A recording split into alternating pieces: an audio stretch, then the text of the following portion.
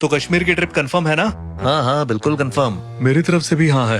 I am ever ready. और इरफान तू? Sorry यार, मैं नहीं आ पाऊंगा, मेरी तबीयत ठीक नहीं है, घर वाले अलाउ भी नहीं कर रहे। अरे तू छोटा बच्चा है क्या जो अलाउ नहीं कर रहे? हम तेरे घर आ रहे हैं और अंकल आंटी से बात करेंगे। तुझे चलना है मतलब चलना है। अरे नहीं नहीं, मेरी बात तो सुनो। कॉन्फ्रेंस कॉल कट हो चुकी थी। आधे घंटे के अंदर वो चारों इरफान के घर पहुंच गए। आंटी बहुत मुश्किल से ये ट्रिप कंफर्म हुई है, प्लीज इरफान को जाने दीजिए ना। लेकिन बेटा इसकी तबीयत बहुत नासाज है और ऐसे ही नासाज तबीयत में बाहर निकलना सही नहीं रहता। कोई बुरी शय काबू में ले सकती है। कौन बुरी शय? जिन्नात। जिन्नात क्या? जिन का नाम सुनते ही सब हंसने लगे, लेकिन इरफान की माँ ने बहुत ही संजीदा अंदाज में कहा, तुम लोग शायद नहीं मानते होगे, लेकिन हम मानते हैं कि जिन्न होते हैं और वो बहुत कुछ कर सकते हैं। आप बेफिक्र रहिए आंटी, आपके इरफान को कुछ नहीं होगा, हमारी जिम्मेदारी है। कुछ देर की मशक्कत के बाद आखिरकार इरफान की माँ मान गई और वो पांचों लोग कश्मीर की ट्रिप के लिए निकल गए। दिल्ली से कश्मीर के लिए निकले हुए इन दोस्तों को कुछ ही घंटे हुए थे। रास्ते में वो खूब मजे कर रहे थे, लेकिन जैसे ही कश्मीर की हंसी वादियों की झलक दिखनी शुरू हुई, सब मंत्रमुग्ध हो गए। चारों ओर बर्फ से ढकी पहाड़ियां, देवदार के ऊंचे ऊंचे पेड़ और ठंडी ताजी हवा, ये सब किसी सपने जैसा लग रहा था। सूरज ढलने को था और उसकी सुनहरी किरणें बर्फीली पहाड़ों पर गिरकर एक अलौकिक दृश्य बना रही थी। तभी अचानक अबे क्या कर रहा है? हट! गाड़ी अचानक रुक गई और सभी को जोर का झटका लगा। सामने सड़क के बीचों बीच एक बुजुर्ग फकीर खड़ा था। उसकी आंखें गहरी थी, चेहरे पर कोई भाव नहीं था और वो एक टक गाड़ी की ओर देख रहा था। अबे मरना है क्या बाबा? बीच सड़क पर क्यों खड़े हो? कश्मीरी चाय पियोगे? ये सुनकर सभी चौंक गए। उसकी झोली में कुछ नहीं था, कोई केतली, कोई कप, कुछ भी नहीं। फिर भी उसने ऐसे पूछा जैसे सच में चाय पिलाने आया हो।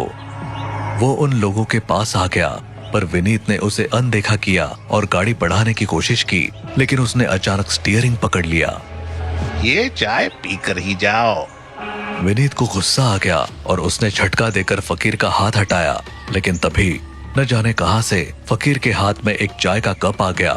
उसने कप को आगे बढ़ाया। ये क्या मजाक है? इसके पास चाय कहाँ से आई? अरे बाबा, हम चाय नहीं पीते, अब हट जाओ। तभी वो फकीर अचानक रोने लगा और बोला,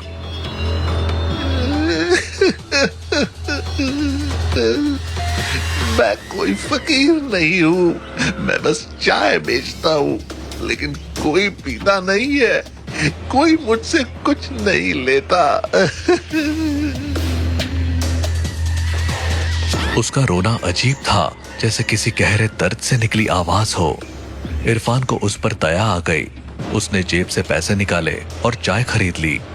जैसे ही उसने पहला घूंट लिया, फकीर मुस्कुराया, एक अजीब सी मुस्कान, और फिर अगले ही पल वो गायब हो गया। इरफान ने इधर उधर देखा, लेकिन वो कहीं नहीं था। कहाँ गया वो? ये तो अभी यही था। अबे तूने क्या पी लिया? इरफान ने झटके से चाय का कप नीचे गिरा दिया। फिर विनीत ने माहौल हल्का करने के लिए मजाक उड़ाना शुरू कर दिया। अबे इरफान, तू ऐसे ही किसी से भी कुछ भी लेकर पी लेता है क्या? तेरा बचपन में किडनैपिंग कैसे नहीं हुआ? सीरियसली? सबने हंसी मजाक किया और फिर गाड़ी आगे बढ़ा दी। आखिरकार वो होटल पहुंच गए और चेक इन किया। विनीत और इरफान एक कमरे में ठहरे, सुमित और गौरव एक में और प्रिया अकेले। सब सफर से बहुत थक चुके थे, इसलिए जैसे ही बेड पर गिरे, नींद आ गई। रात के करीब 2 बजे विनीत की अचानक आंख खुली। उसे एक अजीब सी आवाज सुनाई दी, जैसे कोई उल्टी कर रहा हो। उसने देखा कि इरफान बाथरूम में था और बुरी तरह उल्टी कर रहा था। इरफान, तू ठीक है ना? जवाब नहीं आया। विनीत घबरा कर पास गया और उसने देखा इरफान खून की उल्टी कर रहा था। विनीत के पैरों तले जमीन खिसक गई। वो मेडिकल हेल्प बुलाने के लिए बाहर भागा, लेकिन जब वो मेडिकल स्टाफ को लेकर लौटा तो इरफान आराम से सो रहा था। बाथरूम में कोई उल्टी भी नहीं थी। ये क्या हो रहा है? सर, शायद आपने कोई बुरा सपना देख लिया होगा। लेकिन विनीत को यकीन था कि वो सपना नहीं था, कुछ गड़बड़ थी, बहुत बड़ी गड़बड़। सुबह हो गई। होटल के लॉन में बैठकर सभी नाश्ता कर रहे थे। इरफान, कल रात तुझे कुछ अजीब लगा? अजीब? क्या मतलब? अरे तू रात में खून की उल्टी कर रहा था ना, और फिर क्या बकवास कर रहा है, मुझे कुछ भी याद नहीं है। तू ठीक तो है ना? एकदम बढ़िया महसूस कर रहा हूँ। कुछ तो गड़बड़ है। नाश्ते के बाद सब घूमने निकले। पहाड़ी रास्तों से होते हुए वो एक ऊंची चोटी पर पहुंचे। वहां से नीचे का नजारा बेहद खूबसूरत था, लेकिन एक जगह एक टूटी फूटी लकड़ी की बाड़ लगी थी। उस पर लिखा था, आगे जाना मना है।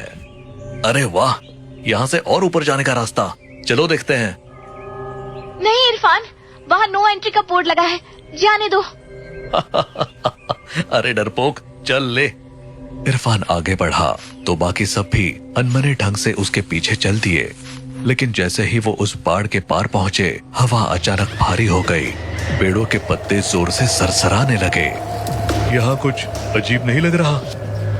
मुझे बहुत डर लग रहा है, वापस चलते हैं। सुनो, ये कैसी आवाजें आ रही हैं? चारों ओर सन्नाटा था, लेकिन कहीं से धीमी धीमी फुसफुसाहटें आ रही थी, जैसे कोई बहुत सारे लोग धीमी आवाज में कुछ बोल रहे हो। अचानक हवा और तेज हो गई। पेड़ों की शाखाएं जोर जोर से हिलने लगी। फिर एक चीख गूंजी, एक भयानक खून जमा देने वाली चीख। सबके कदम ठिठक गए। सामने एक छायादार आकृति थी, पूरी तरह काली, मगर उसकी आंखें जलती हुई लाल थी। सब दौड़ पड़े। उनकी सांसें तेज हो गई, दिल जोर जोर से धड़कने लगा। उनके पीछे सरसराहटें तेज होती जा रही थी। वो सब बमुश्किल होटल तक पहुंचे और दरवाजा धक्का देकर बंद कर दिया। शाम को सब लोग होटल के लॉन में एक बॉनफायर के पास बैठे थे। डर का माहौल था, लेकिन कोई कुछ बोलना नहीं चाहता था। आज का दिन बहुत अजीब था, हमें सच में यहाँ से चले जाना चाहिए। अरे यार, कुछ नहीं हुआ, ये सब वहम है। सच में? तो तूने वो चीखें नहीं सुनी? मुझे कुछ ठीक नहीं लग रहा। तभी सुमित उठकर अंदर चला गया। कुछ देर बाद अंदर से उसकी आवाज आई, इरफान, इधर आ जरा। इरफान उठकर तेजी से अंदर गया, लेकिन अगले ही पल इरफान की एक जोरदार चीख गूंज उठी। ये क्या था? चलो अंदर देखना होगा। सब भागकर अंदर पहुंचे और जो देखा उससे उनकी रूह कांप गई। सुमित छत से झूल रहा था। उसने फांसी लगा ली थी। ये कैसे? मैं यहाँ पहुंचा तो ये फांसी लगा रहा था। मैं कुछ कर पाता उससे पहले। तभी मरे हुए सुमित की लाश की आंखें खुल गई। तुम सब मरने वाले हो, कोई नहीं बचेगा। सबकी टांगे कांपने लगी और फिर अचानक लाश ने सिर घुमाया और हंसने लगी। अब सबके लिए वहां रुकना नामुमकिन था। वो दरवाजे की ओर भागे, लेकिन दरवाजे अपने आप बंद हो गए। दरवाजा खोलो, दरवाजा खोलो। ये बंद कैसे हो गया? अरे ये पूरा होटल खाली क्यों है? सब कहाँ गए? हम यहाँ अकेले हैं। अकेले नहीं, मैं हूँ।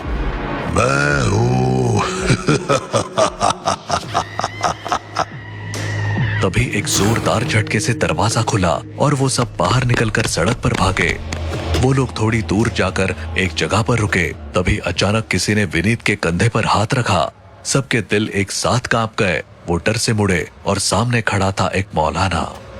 क्या हुआ बेटा, तुम लोग यहाँ ऐसे छिपे क्यों हो? सबने हाफते हुए उसे सारी बातें बता दी।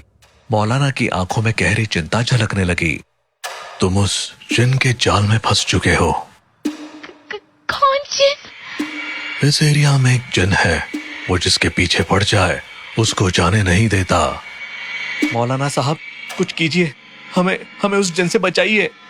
चलो आओ मेरे घर, चलो आओ, जल्दी अंदर आओ। वो सभी मौलाना के घर में घुस गए। मौलाना ने दरवाजा बंद किया, अंदर जाकर अपनी किताब खोली और कुछ पढ़ने लगे। जैसे ही उन्होंने पहला शब्द बोला तो इरफान चिल्ला पड़ा, अरे बस, ये सब करने की जरूरत नहीं है, हम यहाँ से चले जाएंगे और बच जाएंगे। नहीं, जिन तुम्हारा पीछा कभी नहीं छोड़ेगा। तभी इरफान जोर से हंसा और अचानक उठकर बोला, तो तू मुझे रोकेगा? उसकी आंखें सुर्ख हो गई और आवाज गूंज उठी, तुझे क्या लगता है मौलाना, तेरा ये पढ़ना लिखना मुझे रोक सकेगा? इरफान तुम्हें क्या हो गया है? चुप रहो। चुप, मैं तेरा इरफान नहीं हूँ। सबके दिल दहल गए क्योंकि अब उन्हें समझ आ गया था कि इरफान के अंदर वही जिन था। डर के मारे सब भागने लगे, लेकिन इरफान ने झपटकर प्रिया को पकड़ लिया और बोला, तुम लोग जाना चाहो तो जा सकते हो, लेकिन ये लड़की मेरे बच्चे को जन्म देगी। प्रिया के चीखने की आवाज पूरे कमरे में गूंज उठी। मौलाना ने झट से अपनी जेब से पवित्र पानी निकाला और इरफान पर छिड़क दिया। इरफान एक पल तो झटपटाया और प्रिया छूटकर भागी, मगर इरफान अब भी उनकी ओर बढ़ रहा था। तुम लोग भागो, इसे मैं रोकूंगा। मौलाना साहब नहीं। भागो। वो तीनों दरवाजे की ओर भागे। पीछे मौलाना ने इरफान को जकड़ लिया और उसके कान में आयतें पढ़ने लगा। जिन जोर से हंसा और पल भर में मौलाना की गर्दन पकड़ ली। मौलाना और इरफान दोनों ही तड़प रहे थे। कुछ सेकंड बाद एक क्रैक की आवाज के साथ मौलाना की गर्दन टूट गई, लेकिन तब तक जिन इरफान के शरीर से बाहर निकल चुका था। उधर विनीत, गौरव और प्रिया कार में बैठकर दूर जा चुके थे और वो जिन बिना शरीर के उनका पीछा नहीं कर सकता था। वो तीनों तो बच गए, लेकिन मौलाना और इरफान वहीं पर मारे गए।